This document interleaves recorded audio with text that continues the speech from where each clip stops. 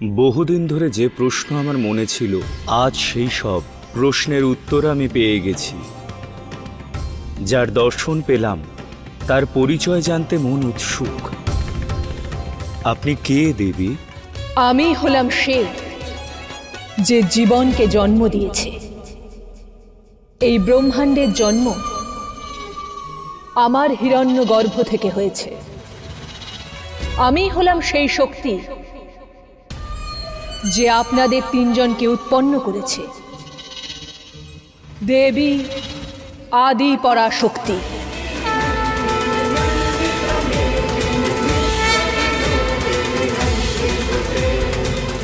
আপনাদের তিনজনের উদ্ভব আমার দ্বারা রচিত সৃষ্টির রক্ষা করার জন্য হয়েছে। আমি আপনাদের তিনজনের উপর দায়িত্ব সমর্পণ করেছি। ব্রহ্মাকে রচয়িতার, বিষ্ণুকে সঞ্চালন, আর শিবকে পুনর্নির্মাণের জন্য ধ্বংসের। আজ আমার অস্তিত্বের সঙ্গে নিহিত সকল প্রশ্নের উত্তর পেয়ে গেছি। এখন আমি আমার পূর্ণ সত্য জানতে পেরেছি। আর অনন্ত পর্যন্ত এই সত্য আপনার উদ্দেশ্য হবে শিব। আপনি সংহারকের দায়িত্ব পেয়েছেন, কেননা সৃষ্টির বিজ্ঞানে ধ্বংসের জ্ঞান থাকা আবশ্যক। এই জন্য সংহারই নির্মাণের সূচনা। ব্রহ্মদেব, শিবের আপনার পঞ্চম মস্তকের কর্তনের উদ্দেশ্য এই ছিল, যাতে আপনার অহংকারকে শেষ করে আপনাকে সত্যের দিকে নিয়ে যেতে পারে, যাতে আপনি বুঝতে পারেন আপনার সৃষ্টিও আমার ইচ্ছেতেই হয়েছে। আমাকে ক্ষমা করুন দেবী, আমি সর্বশ্রেষ্ঠ হবার লালসায় বিপদগামী হয়েছিলাম। দেবী, আমি শিবের কাছে কৃতজ্ঞ, কারণ উনি ঠিক সময়ে আমার এই অহংকার দূর করেছেন। দয়া করে বলুন, আমি কিভাবে আমার সৃজন কার্যকে এগিয়ে নিয়ে যাব? কি এমন কারণ যাতে ব্রহ্মাণ্ড আর মনুষ্য সৃজনের কাজ আমি ঠিক মতো করতে পারিনি? আমার প্রচেষ্টায় কি খামতি ছিল দেবী? প্রয়াস উত্তমই ছিল, কম ছিল শুধু দেবী শক্তির। কেননা পুরুষার্থ প্রকৃতিকে ছাড়া নিজের লক্ষ্যে কখনোই পৌঁছতে পারে না। আমি আপনার অভিপ্রায় বুঝতে পারলাম না দেবী। দেবী শুধু দেব শব্দের স্ত্রীলিঙ্গ নয়, বরং যে নশ্বর দেবকে ঈশ্বর বানায় তিনিই হলেন দেবী। দেবীকে ছাড়া আপনি অপূর্ণ। নির্মাণের জন্য শুধু পুরুষার্থ নয়, তার সঙ্গে স্ত্রী শক্তিরও আবশ্যক হয়। জ্ঞান ছাড়া নির্মাণ সম্ভব নয়। এজন্য যে স্ত্রী শক্তি আপনাকে পূর্ণ করবে সে আমার অংশ হবে, যাতে বিদ্যা এবং জ্ঞানের স্বরূপ হবে, আর যাকে সংসার দেবী সরস্বতী নামে জানবে।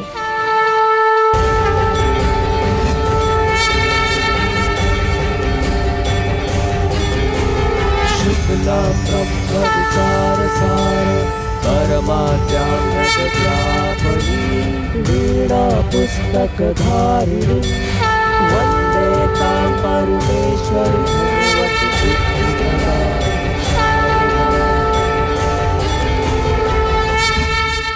যেই প্রকার নির্মাণের জন্য জ্ঞানের আবশ্যক হয়, সেই রকমই সঞ্চালনের জন্য বৈভব আর সংশোধনের আবশ্যকতা হয়। এই জন্য আমার অংশ মায়া আপনাকে পূর্ণ করবে বিষ্ণুদেব, যা সমৃদ্ধির রূপ হবে, আর সংসার তাকে দেবী লক্ষ্মী নামে জানবে।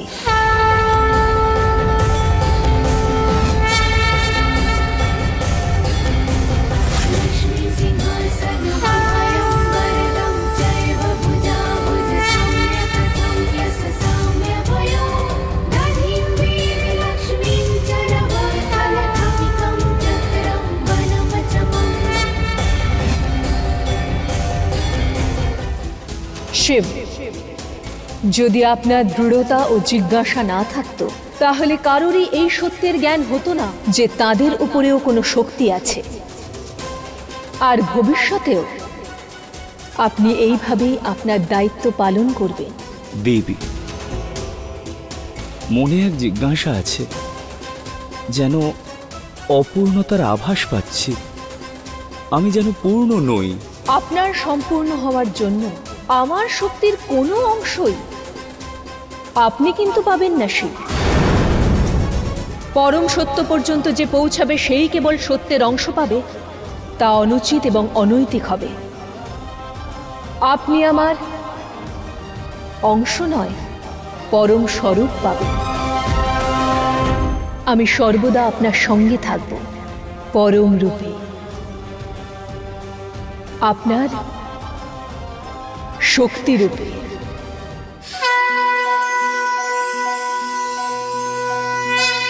अनन्तरूपी जगद्व्यापी पराशक्ति मां आदिशक्ति पूर्णशक्ति। শক্তি রূপে আপনাকে পেলাম। এরপর কি দেবী? এবার এক নতুন অধ্যায় শুরু হবে, সৃষ্টির। সৃষ্টির পরবর্তী অধ্যায় হবে ত্রিদেব আর ত্রিদেবীর নিবাসের নির্মাণ।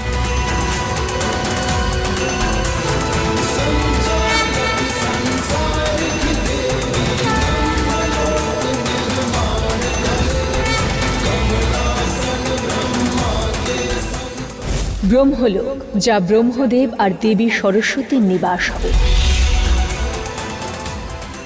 আর যা সর্বদা জ্ঞানে পূর্ণ হবে।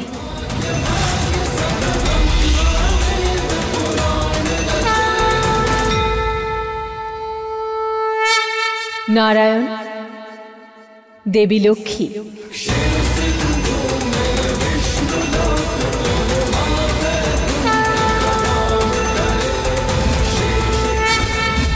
সেই লোক যেখানে স্ত্রী এবং সঞ্চালন একসাথে থাকবে, যেখানে প্রেম রাস ও করুণার বাস হবে, যেখানে বৈভব থাকবে কিন্তু কুণ্ঠার কোনো স্থান নেই, বৈকুণ্ঠ।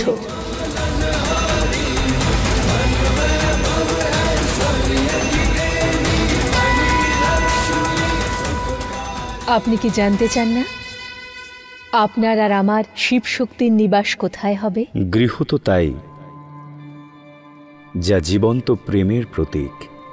আর আমার জীবন আমার শক্তি থেকেই।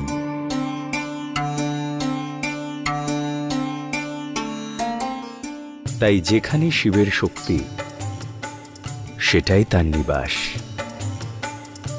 আপনার মতো বৈরাগীর জন্য মহল আর কুটিরে কোনো পার্থক্য নেই, কিন্তু আমি চাই এমন এক স্থান হোক যাকে আমরা নিজেদের গৃহ বলতে পারি, যেখানে শিব শক্তির নিজস্ব সংসার গড়ে উঠবে, যেখানে আপনার চেতনা সর্বোচ্চ থাকবে, কিন্তু হ্যাঁ, সেখানে আপনার বৈরাগ্যও থাকবে, যেখানে আমার জীবন উজ্জ্বল হবে আর আপনার মনের মতো শীতলহীন। এরকম কোন স্থান আছে?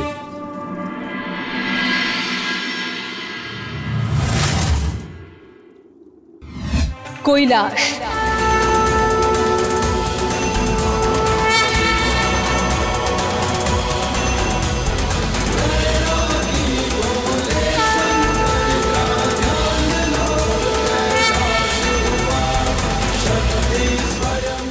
কৈলাস এমন এক স্থান যেখানের কোণে কোণে এত পবিত্রতা থাকবে, যেখানে অপবিত্র শক্তি কেন, অপবিত্র ভাবনাও পদার্পণ করতে পারবে না, যেখানে পর্বতের মাঝখানে থাকবে শীতল স্বচ্ছ মানস সরোবর, যেখানে আমাদের মনের মতো সত্য আর প্রেমের পক্ষী থাকবে।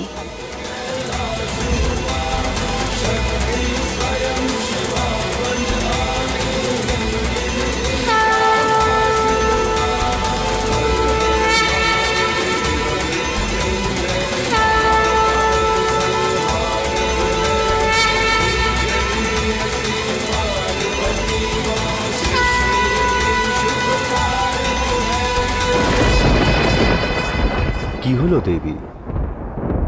সৃজন তো আনন্দ দেয়, তাহলে এই অশ্রু কেন?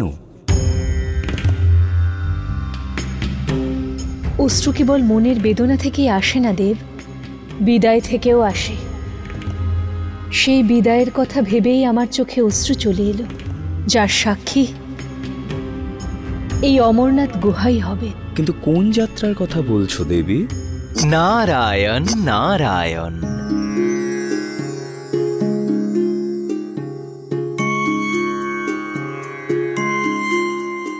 শিবশক্তি নারদের বিনীত প্রণাম গ্রহণ করুন।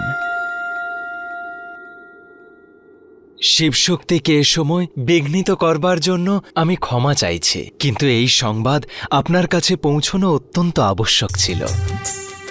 প্রজাপতি দক্ষের দুই কন্যা দিতি আর অদিতির বিবাহ ঋষি কাশ্যপের সাথে হতে চলেছে। আর প্রজাপতি দক্ষের প্রার্থনা ত্রিদেব আর ত্রিদেবী বরবধূকে আশীর্বাদ করার জন্য যেন অবশ্যই উপস্থিত হন। এ তো শুভ সমাচার। দেবী, শুভ আর অশুভের মধ্যে কেবলমাত্র অয়ের পার্থক্য থাকে। দেবর্ষি নারদ কোনো কথাই অকারণে বলেন না। কেন দেবর্ষি, এই বিবাহে কি কোনো রূপ সংশয় আছে? সংশয় কেবল একটাই দেব, প্রজাপতি দক্ষের কন্যা দিতি।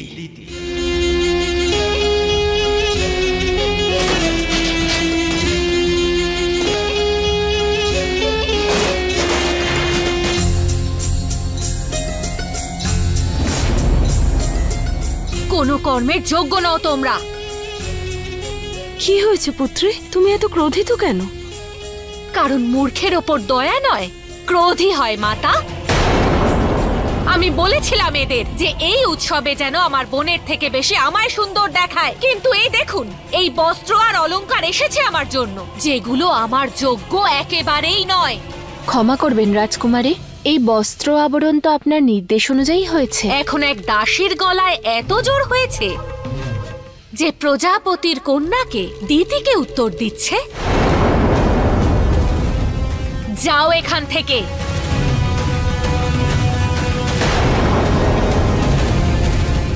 তোমরা সবাই ওখানেই দাঁড়াও।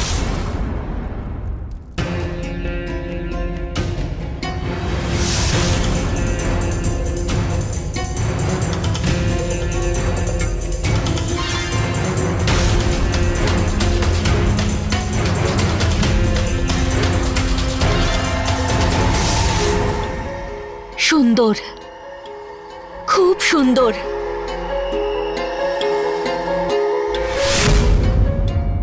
কার কার বস্ত্র আর অলংকার এগুলো? ওগুলো তো আমাকে বোঝাবার কোনো প্রয়োজন নেই মাতা, এই সব অদিতির।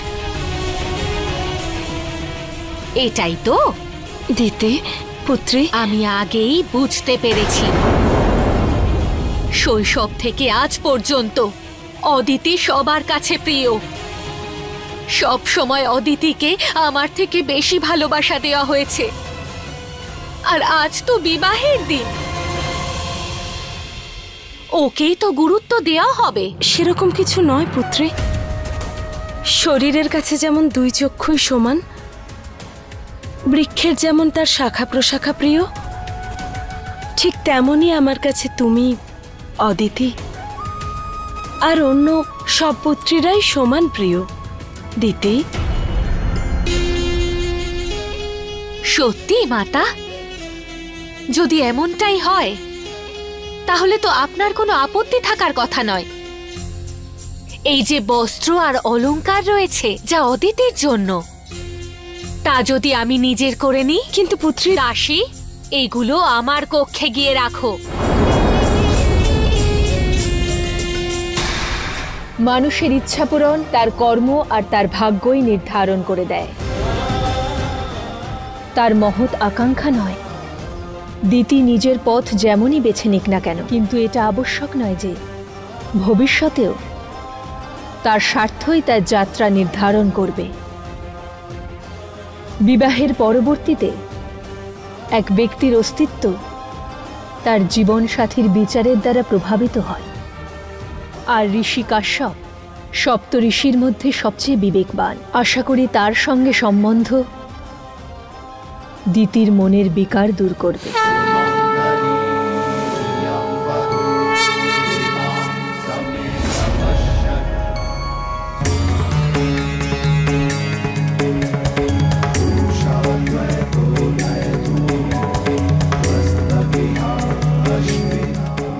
নারায়ণ নারায়ণ। দক্ষ, প্রজাপতির মতো এত বড় পদ আপনার এই মহান হৃদয়ের কারণে আপনি প্রাপ্ত হয়েছেন। স্বয়ং শিব আপনার পিতাশ্রীর অঙ্গচ্ছেদন করেছিল। এত কিছুর পরেও আপনি এই আনন্দ অনুষ্ঠানে ওনাকে নিমন্ত্রণ করেছেন। দেবর্ষি নারদ, এর কারণ কেবলমাত্র আমার বাবা ব্রহ্মদেব। ওনার ইচ্ছা ছিল যে উনি এই বিবাহের সাক্ষী হন, না হলে আমি এই কাপালিক শ্মশানবাসীর ছায়া পর্যন্ত নিজের চৌকাঠে পা রাখতে দিতাম না। নারায়ণ নারায়ণ। দক্ষ, আমি আপনার সাথে সহমত। কখনো কখনো বাবার সম্মানের জন্য আর কখনো কখনো সমাজের ইচ্ছের বাহানায় বড় বড় রাজাদেরকে নিজের ইচ্ছে দমন করতে হয়। নারায়ণ নারায়ণ। এবার বিবাহ সম্পূর্ণ হয়েছে, এবার আপনারা বড়দের আশীর্বাদ গ্রহণ করুন।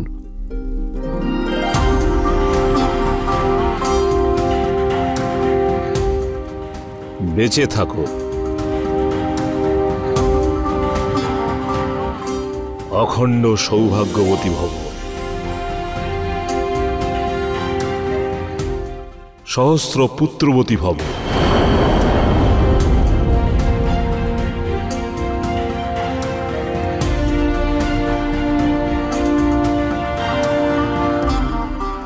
আজ ত্রিদেব এবং ত্রিদেবী স্বয়ং এখানে উপস্থিত হয়েছেন। আমার ইচ্ছা হলো আমি দেবী শক্তির আশীর্বাদ নিয়ে নিজের এই নতুন জীবন শুরু করি। অবশ্যই পুত্রী, দেবী শক্তির সাথে সাক্ষাতের সুযোগ সত্যই দুর্লভ, কিন্তু তুমি যা চাইবে ভেবে চিনতে চাইবে, কারণ শব্দ যদি আশা হয় তা একই সাথে অস্ত্র। আপনি চিন্তা করবেন না মাতা, আমি আমার শব্দ সম্পর্কে সম্পূর্ণভাবে অবগত।